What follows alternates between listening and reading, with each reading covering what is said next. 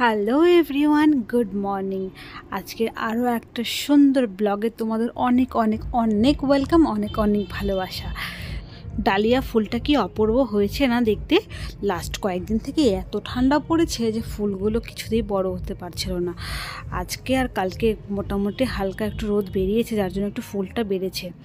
তবে যাই হোক, তোমরা নিশ্চয়ই থাম্বনেলের টাইটেল দেখে নিশ্চয়ই বুঝতেই পেরে গেছো। তো আমি যাচ্ছি পিকনিক।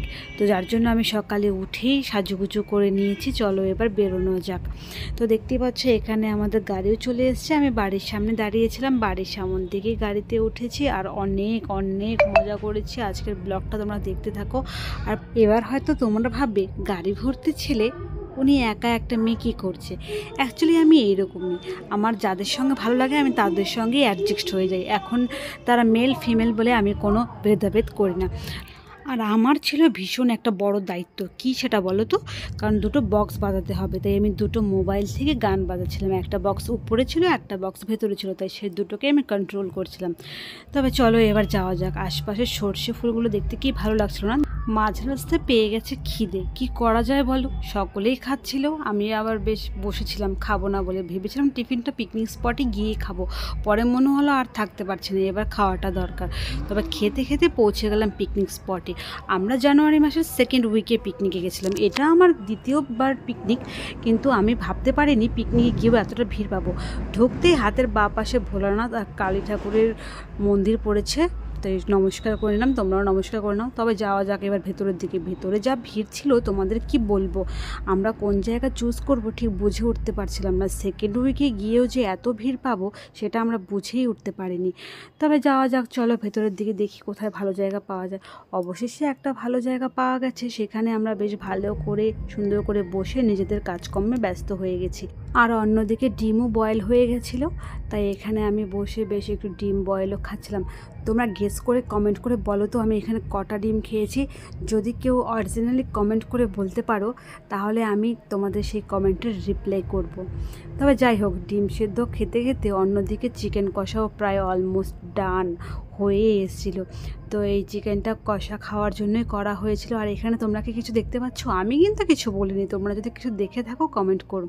তবে যাই হোক, এখানে সবাই খাবার দাবার দিকে হামলে পড়েছে। এটা হচ্ছে আমার প্লেট, চলো এবার আমিও হামলে পড়ি, না তো আমার থালার থেকেও চিকেন ভ্যানিশ হয়ে যাবে। তো সেটা করা যাবে না, চলো খাবার দাবার দিকে হামলে পড়ে যাক। আর আমাকে দেখে তো নিশ্চয়ই বুঝতেই পারছো, মনে হচ্ছে আমি কত দিনে না খাওয়া অভুক্ত প্রাণী, ঠিক সেইভাবে খাচ্ছি। তবে যাই হোক, এই ভাইগুলো বলে না, কিছু কিছু লোকজন খেতে যায় আর কিছু লোকজন কাজকর্ম করতে যায়। তো এরা হচ্ছে সেই লেভেলের লোকজন। তবে ওদেরকেও একটু প্লেটে ধরা হলো। তবে চলো আশপাশটা তোমাদের একটু ঘুরিয়ে দেখাই, কত লোকজন হয়েছে বলো। আর পিকনিক স্পটে গিয়ে না বেশ একটু ফাঁকা ফাঁকা থাকলে ব্যাপারটা ঠিক জমে না, লোকজন থাকলেই কিন্তু তবে ভালো লাগে। এখানে বাচ্চারাও এসছে, মানে ফ্যামিলি এসছে, ফ্যামিলিতে ছোট বাচ্চারাও বেশ এনজয় করছিল, ওরা ওদের মতো খেলছিল। পিকনিকে এসে বড়রা তো এনজয় করে, বাচ্চারা কিন্তু সহজে এনজয় করতে পারে না, কারণ ওরা একটু বোরিং ফিলই করে, আমার সেটা ব্যক্তিগত মতামত।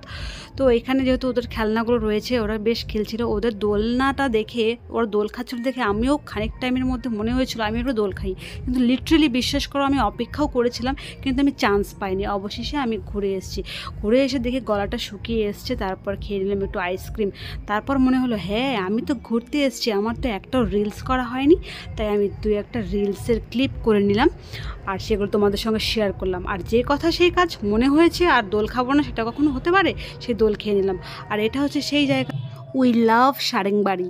ততক্ষণে চলে এসছে প্রিয়া আর ওই যে পেছনে বন্ধু আর বন্ধুর বউ দেখতে পাচ্ছ, ওরা অনেকটাই লেটে এসছে। আমাদের খাওয়া দাওয়া আর অর্ধেক খাবার দাবার সব ফিনিশড, তারপরে এসছে ওরা। তারপর ওদের সঙ্গে একটু ঘুরে নিলাম। আর ঘুরে এসে দেখি এদিক দিয়ে ফ্রাইড রাইস অলরেডি রেডি হয়ে গেছে, আর তোমাদের সঙ্গে সেই ক্লিপটা শেয়ার করলাম।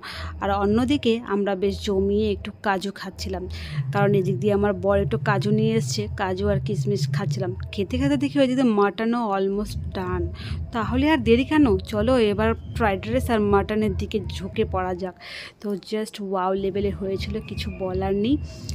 কিন্তু একটা কথা কি জানো, আমরা মেয়েরা যতই বাড়িতে শিলনোড়ায় মশলা করে রান্না করি না কেন, যতই ভালো খাবার দাবার করি না কেন, দেখবে আমাদের সেই টেস্ট ফিলটা আমরা আনতেই পারি না। কিন্তু এই ছেলেরা যে এত ভালো রান্না করে, ওদের খাবার দাবার না খেলে বোঝাই যাবে না। আর এই যে এদের অবশেষে মনে হয়েছে ওদের ঘোড়ায় চড়া হয়নি। তবে যাই হোক, সারাটা দিন অনেক ভালো কেটেছে। এবার বাড়ি ফেরা যাক। দেখতেই পাচ্ছ অন্ধকার হয়ে গেছে। তো আজকের ব্লগ এখানে শেষ করছি। যারা ইউটিউব থেকে দেখছো, তুমি যদি এই মুহূর্তে আমার নতুন বন্ধু হয়ে থাকো তাহলে চ্যানেলটাকে সাবস্ক্রাইব করে পাশে থাকো। আর তুমি যদি এই মুহূর্তে ফেসবুক থেকে দেখে থাকো তাহলে ফেসবুকটা ফলো করে পাশে থেকো। টাটা।